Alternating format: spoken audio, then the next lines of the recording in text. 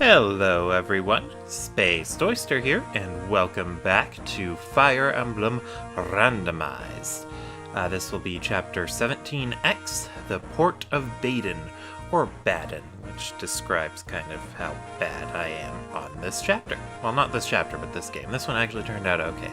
So, I'm starting in the preparation screen because there are a few things I wanted to bring up here. First is that our unit slots for this chapter are very limited.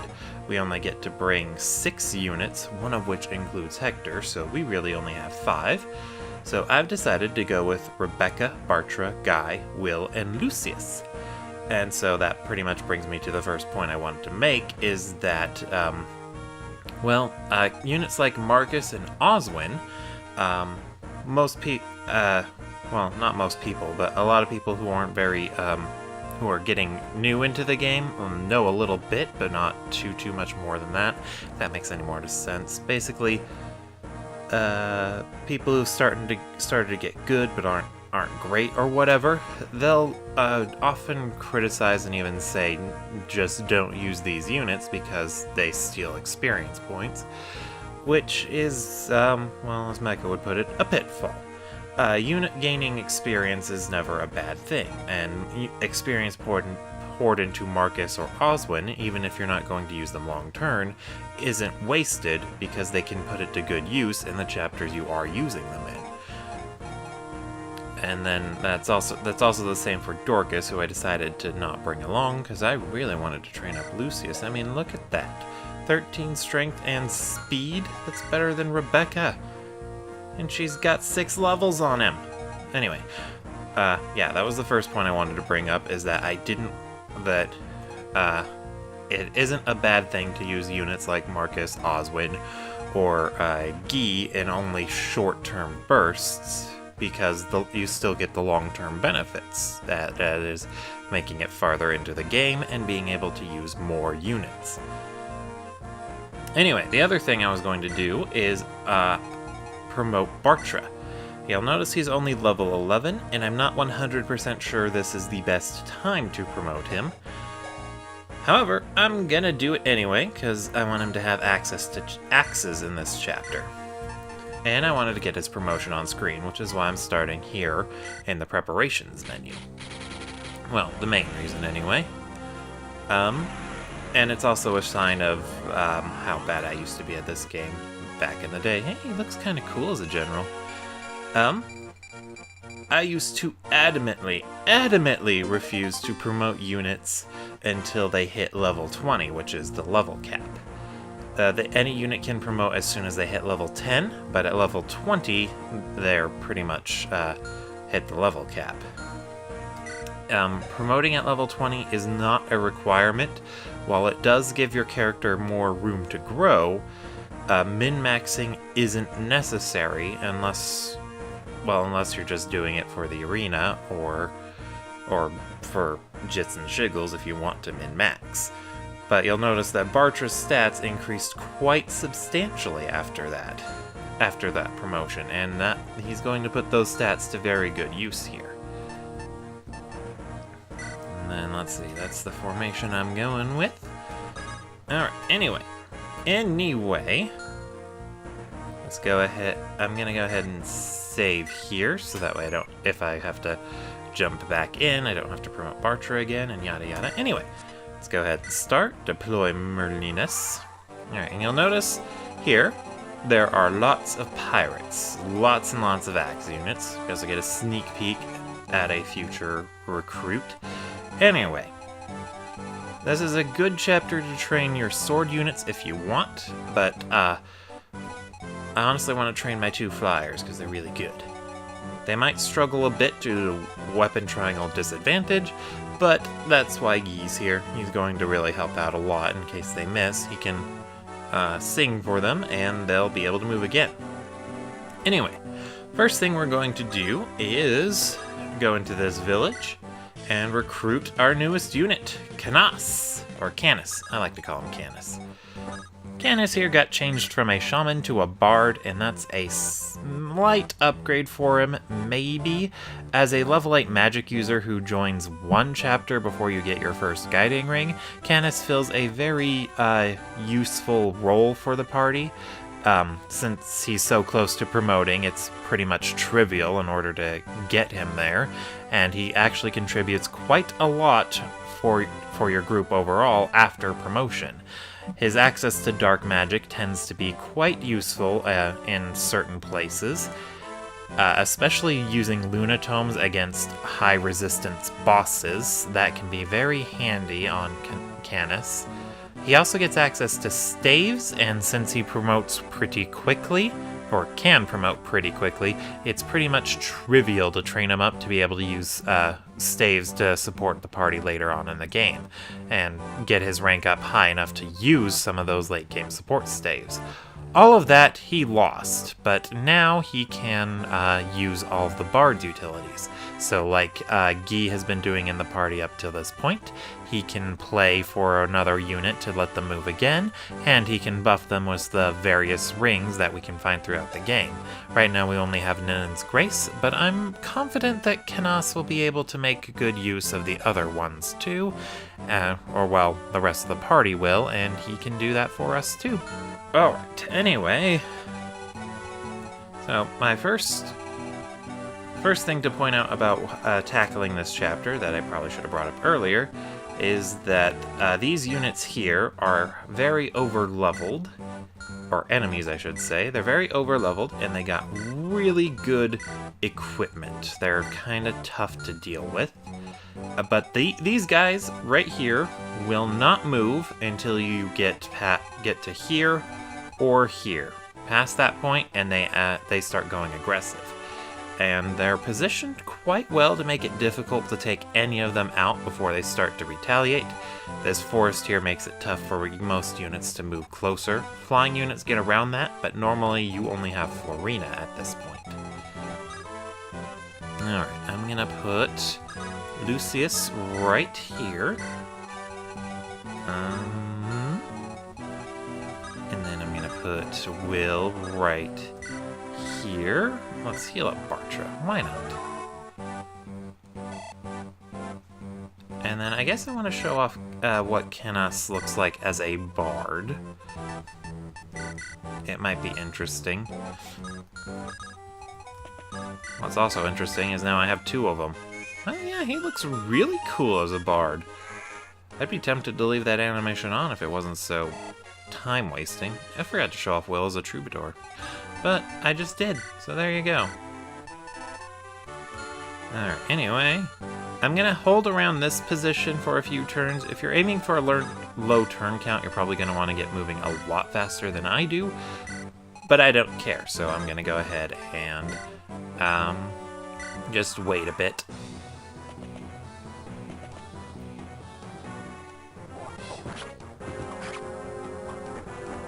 Alright. That's part of the reason why I wanted to train up Lucius. He's only level 3 and his base has turned out to be quite good, so I'm hoping he can become a good Wyvern rider to match, well, to pretty much match Rebecca.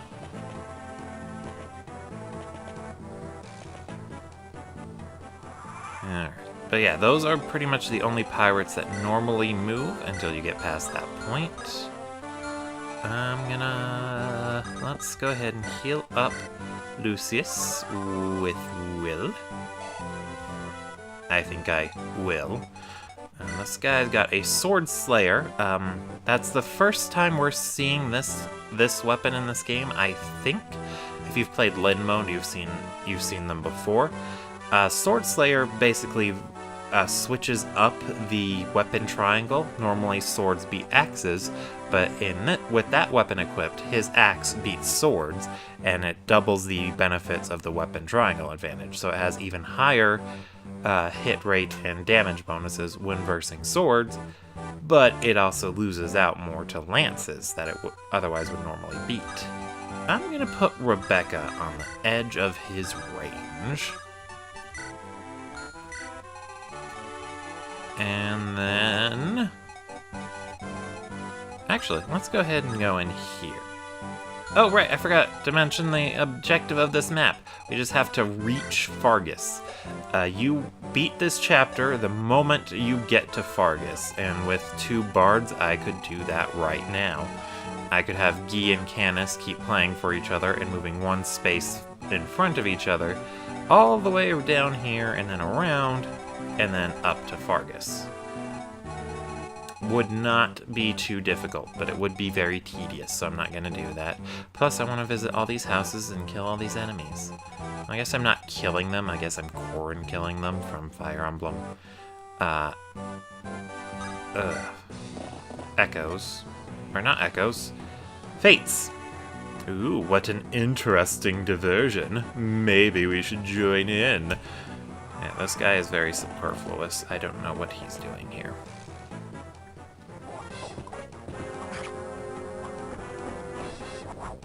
Ooh, and Rebecca got a critical hit. And she grew to level 10. Yay! And 13's across the board. Well, almost across the board. I hope Lucius can take this guy out, which he didn't. Yeah, that's one downside to using Lucius like this. He's, since he's got a lance, he's at a weapon triangle disadvantage, so it's tough for him to keep up. Okay. I gotta keep out of this guy's range and make sure I lure him where I want him to be. And I'm thinking I put Rebecca there and let Bartra stand here and use his hand axe in order to weaken this pirate. Perfect.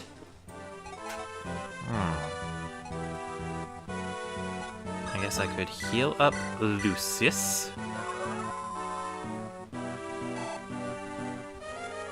Oh no, my men's staff broke. Whatever will I do?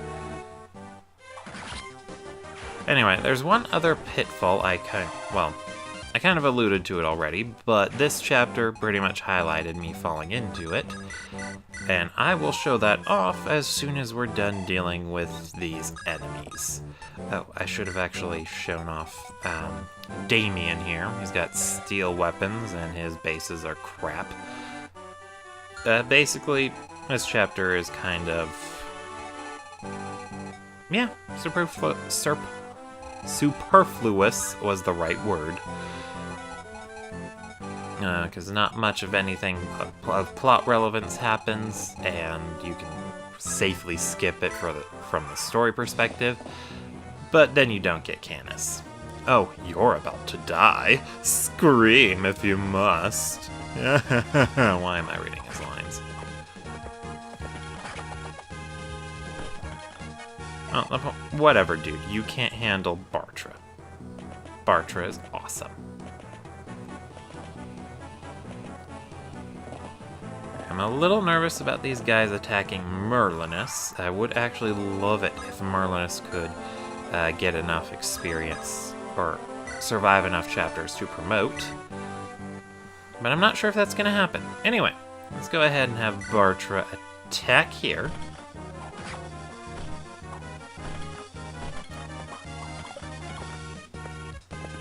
And let's see if we can feed this kill to Lucius.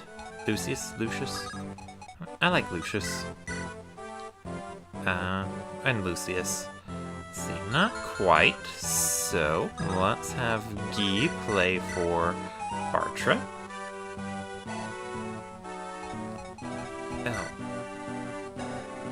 Oh yeah, no. I was thinking it might be dangerous to let the bards stay that close to Bartra, but no, we're good. Okay, next up, we're going to attack him again with the lance.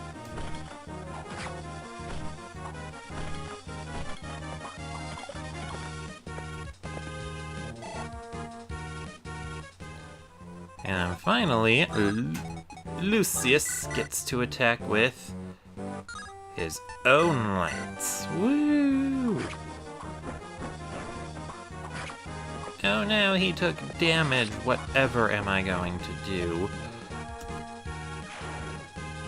Yeah, this chapter turned out to be surprisingly easy when I went to practice it, so much so that I kind of regret practicing it. But that's also part of the reason why I decided to keep my unit composition pretty much the same, despite the fact that I could have dropped Guy for, or Guy, whatever, for, let's see, almost any other unit, and let's put Rebecca here.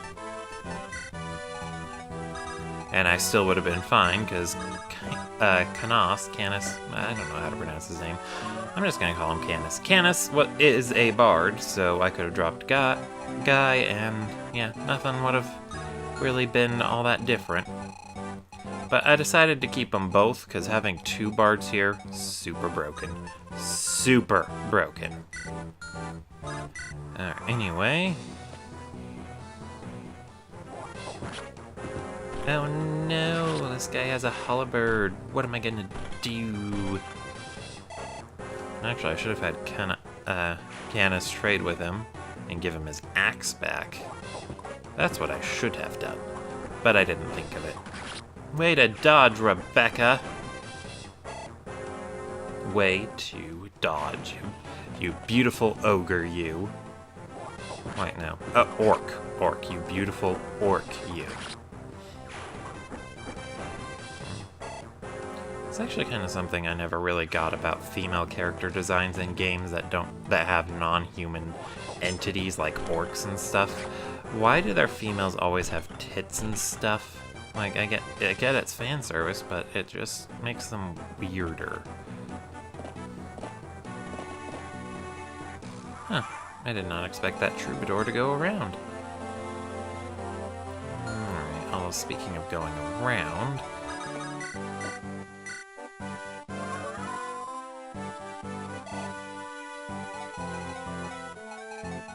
having this guy here kind of bugs me, so I'm gonna kill him. Yeah, just like that.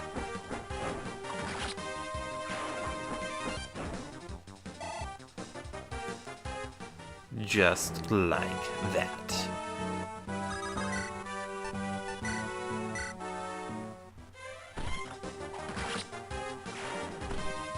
Alright, and in my next evil plan, I'm going to use Ninen's Grace, or, yeah, Ninus Grace, on Lucius here. And let's see, this guy, yeah, Iron Axe. I'm gonna park Lucius right here to intercept both of those pirates. Oof, excuse me. Go ahead and let Elliewood get to... yeah, let's let Hector get to work on this troubadour here. Yeah, for some odd reason, enemies, when they want the enemy unit or enemy forces to have a healer, they always go with troubadours usually, and rarely do they get clerics. I'm not entirely sure why. Maybe it's because a cleric's supposed to be a holy person, and I guess I'm just gonna have Canis play for Bartra. And let's ask this guy a question.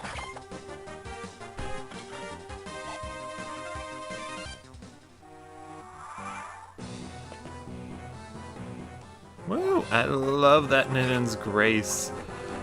Such a massive defense boost, it's practically broken. Practically. Oh no, he's attacking Rebecca. What am I gonna do?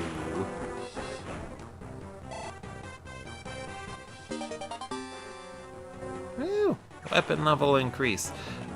Weapon level's something I haven't really gotten into much, but I felt it was mostly self-explanatory. It basically determines what weapons you have access to your units have access to. So, iron weapons, the ones I've been mostly using, those only require an E rank, the lowest possible rank to use, and then most steel weapons, Did I say iron lances? I just meant iron weapons in general.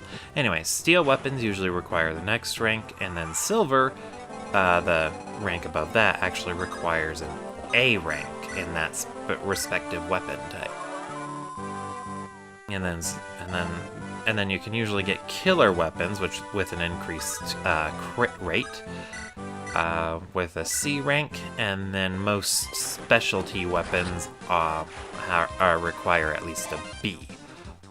And then there's also an S rank, and that's where the weapon ranking thing, or the weapon ranking thing gets a little bit more complicated, because... No, hold on.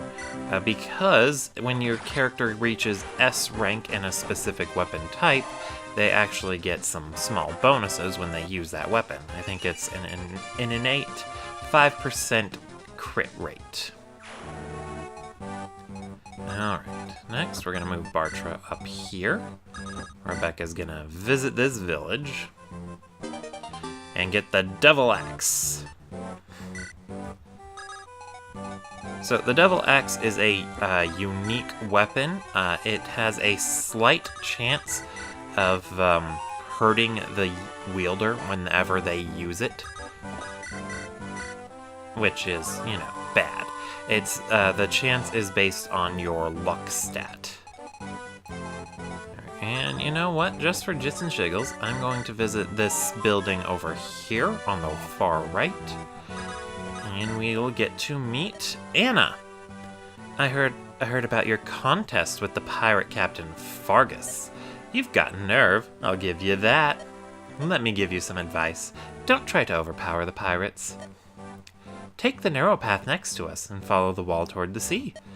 Pass in front of the last house and stay close to the sea wall. You should be able to get to Fargus and win your game. Why do I know all of this? Hell, my sweetie's a pirate. His name's Jake, and he's the best. If you see him, tell him Anna's worried about him. Yeah, so Anna here, she is the tutorial lady, and I think they usually give her some sort of cameo in most of the games like this. Although they've been more blatant with it in later releases. Anyway, first I'm going to buff up Bartra. Since I've got two of those Ninen's Graces now, I'm not too worried about using one up. I'm going to keep that hand axe equipped and park him right on the edge of their range. Let's get Lucius, whatever, close. I think I want to get Hector on that very edge of this pirate's range so he can attack him, or counterattack him. And we'll definitely want Will and Rebecca and Lucius very close, so that way they can assist. Okay. Alright. Oh yeah, I was talking about Anna. But they've been giving her much more blatant cameos, I guess, in recent years. They made her basically a playable unit in Awakening and DLC in Fates. But here she was just giving the player some advice if they're having trouble with this chapter, while also referencing Fire Emblem Shadow Dragon. That's pretty much the exact same conversation you can have with another girl named Anna, and that to recruit a guy named Jake. He's not exactly a pirate, but the conversation still matches it.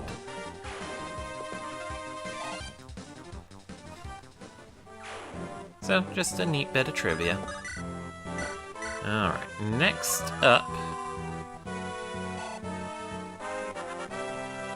we get to see the broken power of two bards and Will's terrible level up. We're going to buff Bartra again with Ninen's Grace. Yay! Level up. And it doesn't really matter that Guy capped his strength stat. Here.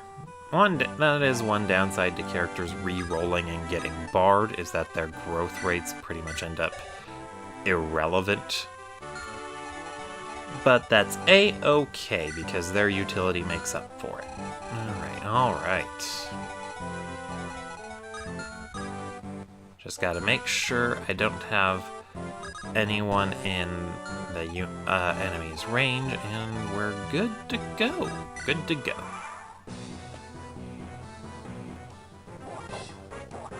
Ooh, I love it when we get 0 damage crits. They're hilarious.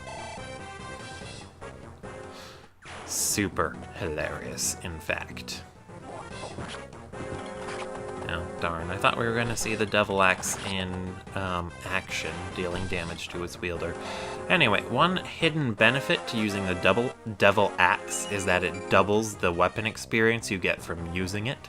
Normally you'd only get a minuscule amount since it's an E-rank weapon, but the Devil Axe actually doubles that, and it's pretty handy for that. So if you wanted to make sure someone is able to get really good with their axes, that's what you gotta do with them. Just have them use the Devil Axe, and hope they don't crit and kill themselves while attacking a wall. Because that can happen, and ooh boy. Speaking of ooh boy, let's try and take out this hammer guy. I don't want to get hammered again.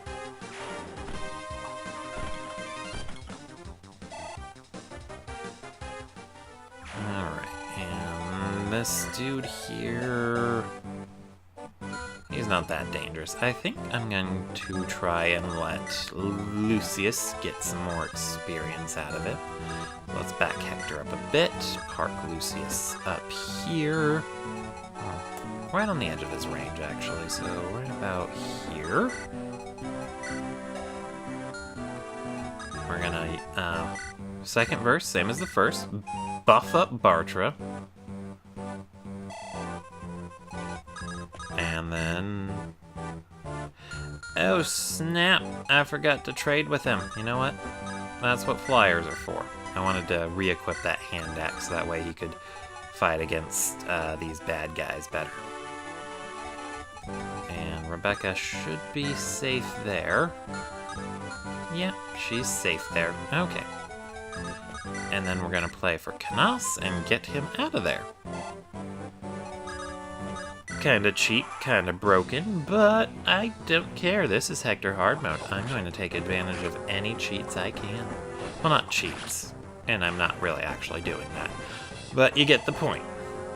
I got 2 bards, I might as well make the most out of them, right? Right? Right.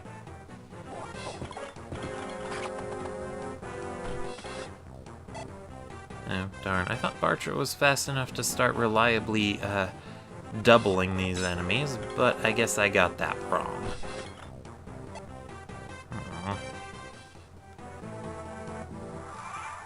Although, if I can reliably take this guy out, and then Lucius and Rebecca can reliably take out the other 2, that might be worth doing.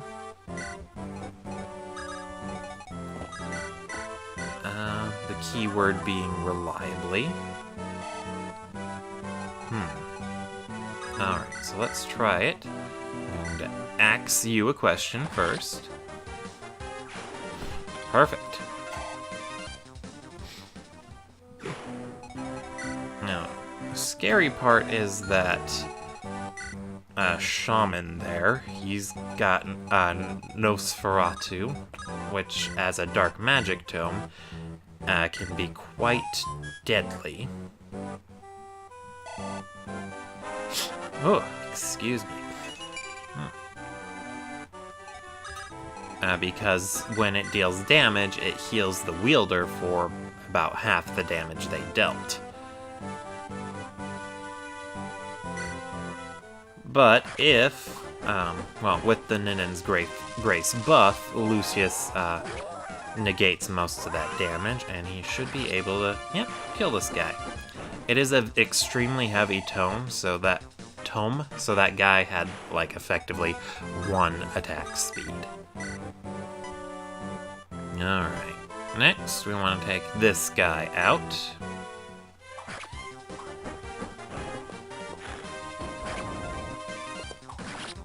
Woo! And then we need to kill off that pirate, otherwise he'll get Rebecca or Lucius. And that's not a good thing. So let's see. 1, 2, 3, 4. Okay, yeah. Hector should be able to do that. And he's got 2 accurate tomes to choose from to get the job done. There we go! Way to pull your weight, Hector. And not gain very much experience. Yeah, so when it comes to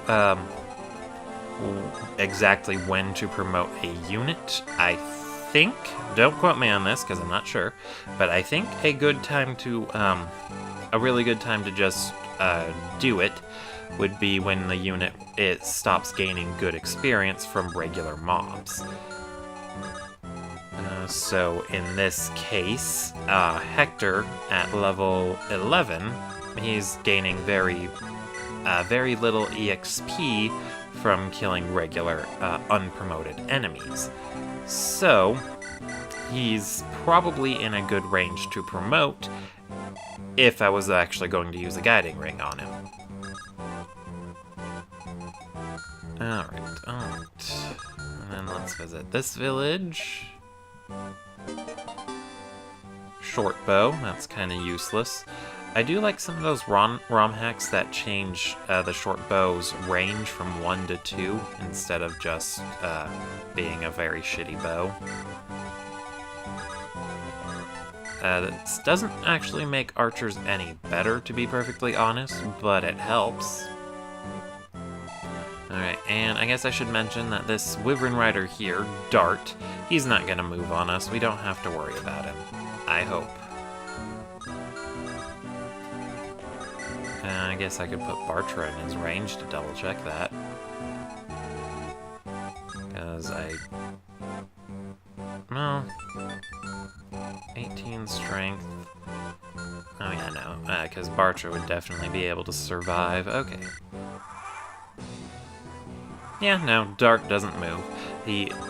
Dart will actually be recruitable later, which is probably why they programmed him to be non-hostile. Well, non-aggressive. Anyway, now that the chapter is essentially perfectly clear, I can talk about the second example of me being a complete Fire Emblem novice, or I guess third, but it ties into that second one. The arena here, you send a unit in there, you bet on whether or not they win, and when they fight and win, if they fight and they win, you get the winnings, but if they lose, they're dead and you lose the money. The arena can be abused to get units up to level 20 easily, as basically a free source of experience points that that also makes you filthy rich in the meantime, assuming your units don't die in the process, which, if you're using save states on an emulator, is extremely easy to guarantee. And I used to arena grind religiously. Like, I pretty much would never clear this chapter until all the units I brought, sans any promoted ones, were level 20. Oh, wait, wrong button. Suffice to say, it was a pretty boring way to play the game, and I'm having so much more fun now that I'm not so reliant on the arena. Alright, let's buy... Let's see, 1, 2, 3... and 4. Why not? I'd love to get more heal stats, but I think I forgot to sell a few things that I would have been able to use to get more. Alright, anyway, I'm going to have Rebecca visit this village here, and then I'm going to build up the support between Rebecca and Will a bit more. Oh yeah, this is the Lance Reaver. It's the sword version of that Sword Slayer I pointed out earlier. It's a sword that's effective against lances, but not so good against axes. Yeah, So I'm going to build up that support between Rebecca and Will now that I have the chance, or some free time.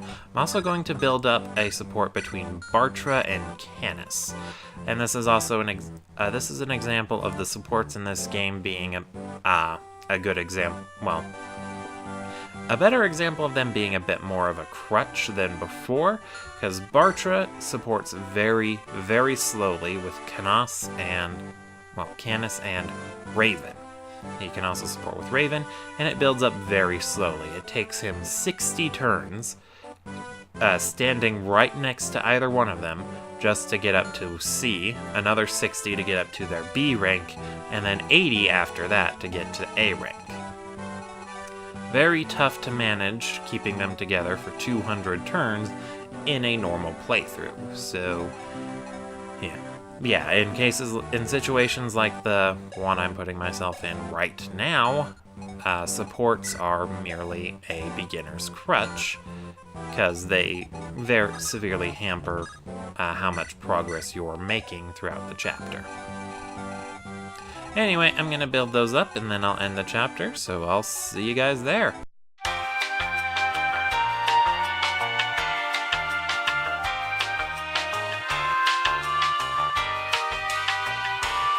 Alright, and I got those supports built up. Canis and Bartra are at a C now, and Rebecca and Will are at their B. Alright, so let's go ahead and end the chapter. You can attack Fargus, but doing that gives you a game over, so only do it for jits and shiggles. Haha, you made it, whelps! And I am going to call that an episode. Thank you all for watching, and I will see you all next time. Spaced Oyster, signing out.